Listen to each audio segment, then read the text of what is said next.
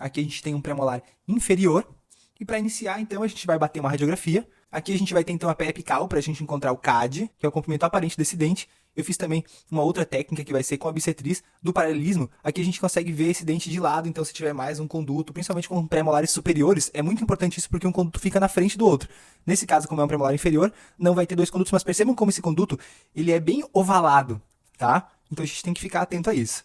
Processo, a gente vai utilizar a broca esférica diamantada, normal, tá?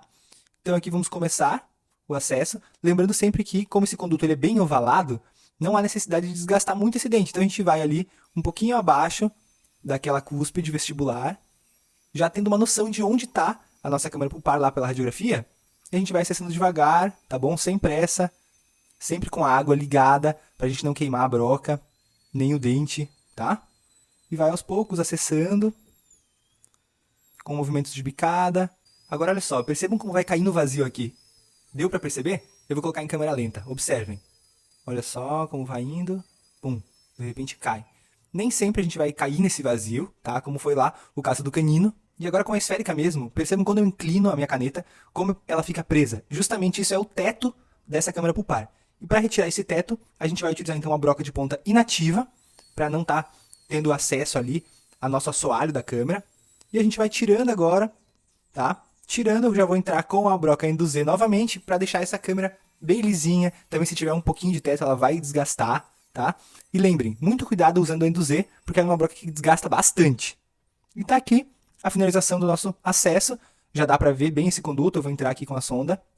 Percebam como a sonda entra bem. Esse conduto é bem ovalado, então na hora do preparo a gente vai ter um cuidado a mais para limpar bem esses condutos, tá?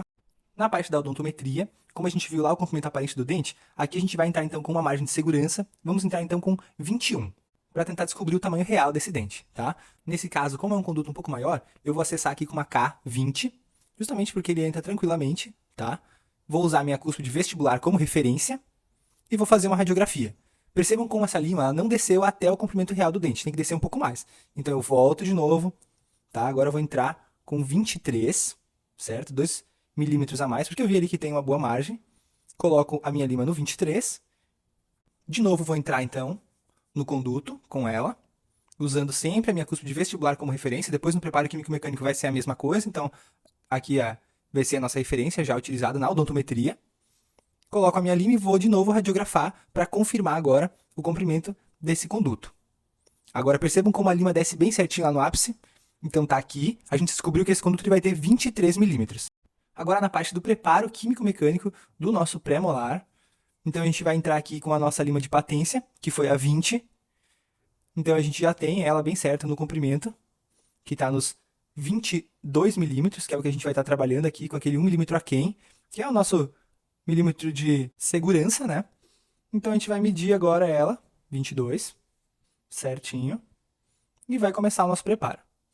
Então eu entro aqui com a lima K de 20, sempre com esses movimentos de 1/4 de volta. Vejam que é com um jeitinho que a gente vai preparando esse conduto, limando ele bem certo. Irrigo bem agora, olha só como sai meio branquinho. Vou irrigar bem então essa câmara pulpar. E vou entrar agora com a 25 em 22 milímetros, tá? Irrigo rapidinho aqui na câmara para poder trabalhar, né? Com o hipoclorito dentro desse conduto e deixo ali o hipoclorito. Entrando bem certinho, 1/4 de volta. Vou irrigar bem entre uma lima e a patência. E agora eu já vou voltar com a minha 20, que é a minha patência. Nunca pode esquecer a patência. Então vou descendo de novo a patência. Movimentos de varredura contra as paredes. 1/4 de volta, subindo, descendo. Vou irrigar bem de novo, tá? Irrigo depois da patência. E vou medir agora já a minha lima 30 em 22 milímetros para eu continuar trabalhando. De novo vou botar hipoclorito aí dentro daquela câmara pulpar. E já vou entrar com a minha lima. Mesmo princípio, 1/4 de volta. Esse é um conduto bem amplo, né? Então a gente vai trabalhar bastante esses movimentos de vestibular para o palatino, 1/4 de volta, vai descendo, a lima está descendo com tranquilidade, até eu encontrar uma lima onde ela já tem uma maior resistência, né? E essa vai ser a nossa lima de memória, quando a gente encontrar ela. Vou irrigar aqui a câmara pulpar para poder passar a patência, voltando com a minha lima K20. Vou descendo de novo a patência, né? Irrigo novamente agora. Eu costumo irrigar sempre, antes e depois, tá? Nunca é demais a irrigação. Já vou entrar então com a 35 aqui, uns 22 milímetros. Irrigo só para ter hipoclorito ali abundante nessa câmera. Um quarto de volta, minha referência sempre, aquela cuspe de palatina, tá? Olha só que importante que é, a gente sempre vem com esses movimentos de varredura contra essa parede palatina, justamente, ó, aqui a angulação também, como pega bem lá na palatina. Isso a gente vai tendo uma noção e vai trabalhando bem esse conduto, tá? Irrigo de novo para poder passar a patência. E a patência, como a gente já sabe, é para não deixar esse conduto obstruído, tá? Então a gente vai desobstruindo ele, passando a patência. E irrigando, né? O hipoclorito também faz com que não tenha essa obstrução. Aqui já vou entrar, então, com a 40, nos 22 milímetros. Já vou irrigar bem aqui a câmara pulpar, de novo, para a gente poder trabalhar. Já vou entrar, então, aqui com a 40, com os movimentos de um quarto de volta. De novo, vou irrigar bastante, esse dente com hipoclorito. E vou entrar agora com a 45, nos 22 milímetros. Deixo o hipoclorito aí na minha câmara pulpar para poder trabalhar. Se eu sentir já uma dificuldadezinha, vou trabalhando com calma. Tá? Nunca tem pressa, a endodontite não pode ter pressa, querer passar logo para outra lima. Não, vai trabalhando tranquilo. Volto com a minha patência. Um quarto de volta. Varredura. Agora eu vou medir então a minha lima 50, também em 22 milímetros. Já vou irrigar para deixar aquele hipoclorito na nossa câmara pulpar. E vamos trabalhando. Um quarto de volta. Tendo como referência ali a cuspe de vestibular. Vou irrigar bem de novo, para poder passar a minha patência. Ó, a mesma cor, mas é mais fina, é a 20 aqui, tá? Para dar sequência, então, vou pegar agora a minha lima 55, vou colocar ela em 22 milímetros. Irrigo aqui a câmara pulpar para a gente poder trabalhar. E já vou entrando com ela, então. Usando a minha cuspe de vestibular como referência. Um quarto de volta. Percebam que eu já tenho uma maior dificuldade para trabalhar esse conduto, como essa lima ela já está mais apertada ali dentro desse conduto. Então eu vou trabalhando com calma, com tranquilidade, certo? E essa vai ser a lima escolhida para ser a nossa lima de memória, certo? E a partir disso a gente vai fazer o escalonamento com as próximas 3, lembra? Sempre tirando 1 milímetro de cada lima, tá? Então eu vou trabalhando aqui com movimentos de varredura contra essas paredes. Um quarto de volta. E vou irrigar aqui novamente o nosso dente para poder passar a patência. A gente vai passando, então, a patência dentro desse conduto. Varredura, um quarto de volta. E aqui, então, definido a nossa lima de memória 55. Então, a próxima, que é 60, eu já vou diminuir 1 milímetro. Vou estar entrando, então, com 21, certo? A gente já vai, então, irrigando aqui a câmara pulpar. E já venho com a 60. E aqui é a mesma coisa. Eu vou entrando com um quarto de volta, vou ter a minha cuspe de vestibular como referência. Vou trabalhando movimentos de varredura, vestibular, palatino, um quarto de volta, trabalhando com calma, justamente para deixar esse conduto com aquela conicidade, tá? Já passo aqui, de novo, hipoclorito, venho com a patência, trabalhando sempre, continuo a patência entre todas as limas para a gente não deixar esse conduto obstruído, e já vou entrar com a 70, agora retirando mais 1 milímetro. Então aqui eu vou entrar com 20. Irrigo aqui a câmara pulpar de novo. E já venho trabalhando, então, com essa lima, sempre mantendo a minha referência, que é aquela cuspe de vestibular. Se eu for trabalhar para a palatina também eu tenho que cuidar para não perder essa referência. Olha só como eu faço essa varredura para a palatina, para vestibular, para limpar bem esses condutos mesmo, friccionando essa lima contra essas paredes, tá?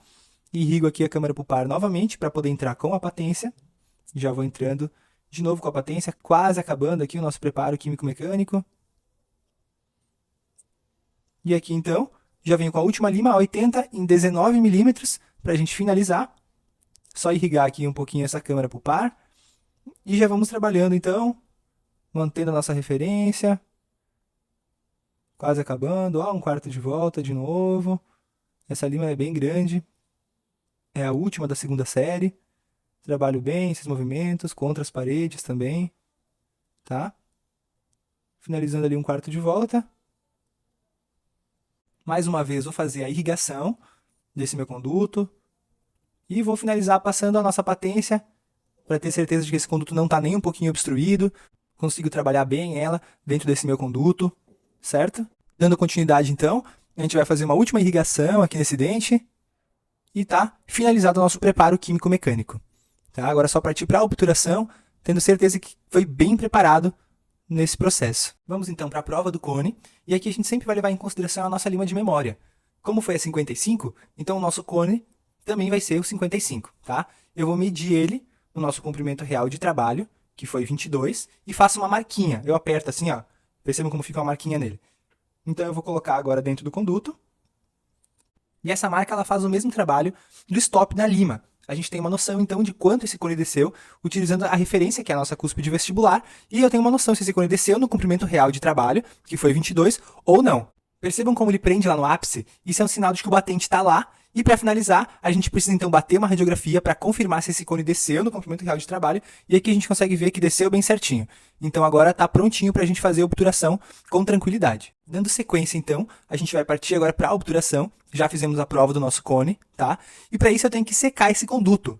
Então eu vou vir com cones de papel absorvente. Esses cones de papel absorvente eles têm que estar estéreis, tá? Isso eu vou colocando então esse cone ali dentro do meu conduto até eu sentir que um dos cones desceu seco, tá? Quando vai voltar ele não pode voltar molhado, então é um sinal de que eu preciso colocar mais cones porque esse conduto não pode estar úmido na hora da obturação para que o cimento possa ter uma boa aderência com essas paredes do nosso conduto, certo? Então vou secando bem e aqui eu percebo que esse conduto já está bem seco, então a gente pode dar sequência para a obturação. Aqui a gente tem um dos cimentos mais utilizados para obturação, o endofil. E ele vai ser dividido em dois. Então a gente tem a parte pó e a parte líquida. Então eu vou estar colocando numa placa de vidro. Eu até apressei o vídeo aqui para que fique mais rapidinho, não fique demorado. E aí com uma espátula 24, eu vou fazendo essa manipulação. É importante que eu pegue um pouco de pó, vou manipulando, e eu vou sentindo como que está sendo essa manipulação, se eu preciso colocar mais pó, se eu vou precisar colocar mais líquido, até que essa pasta fique homogênea. Então eu vou friccionar mesmo essa minha espátula contra essa placa de vidro para quebrar essas partículas do pó junto com o líquido. E vai formando essa pasta bem homogênea com uma textura que a gente quer exatamente desse jeito aqui, ó.